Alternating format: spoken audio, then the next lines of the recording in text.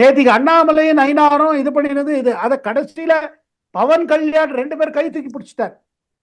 அண்ணாமலை கை ஒரு பக்கம் கை பிடிச்சாரு, இன்னொரு பக்கம் நயினாரோட கை பிடிச்சிட்டார்.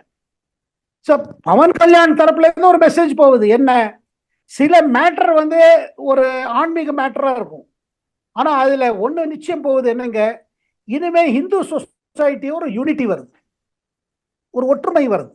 இந்த ஒற்றுமை கண்டு ஊழல் அரசியல் செய்பவர்கள் பயப்படுவாங்க. ஏன்னா மக்களை ஜாதி ஜாதி எதிர்த்து நிற்க வைக்கிறது, இந்த மதத்தை அந்த மதத்தை எதிர்த்து வைக்கிறது, இல்ல நாங்க இல்லைன்னா சிறுபான்மையினரை பயமுடுத்துறது, நாங்க இல்லைன்னா பிஜேபி வந்துருவாங்க, பூச்சாண்டி காமிப்பது, இதெல்லாம் இனிமேல் நின்று போயிடும். இந்த அரசியல் ஓடாது. இப்படிதாங்க வட இந்தியாவில் ஒரு காலகட்டத்தில் பிஜேபி எதிர்த்து இந்து எதிர்த்து இந்த மாதிரியே ஓடிட்டு இருந்தது. கரெக்டா இதான் செக்குலரிசம், இதான் மதசார்பற்ற அரசியல் சொல்லிட்டு இருந்தாங்க. இன்னைக்கு பாருங்க, எல்லா இடத்துலயும் பிஜேபி வளர்ந்த காரணம் இதுதான். இந்துக்களுக்கு கிடைக்க வேண்டிய மரியாதை கிடைக்கல, அதனால்தான் இப்படி ஆச்சு.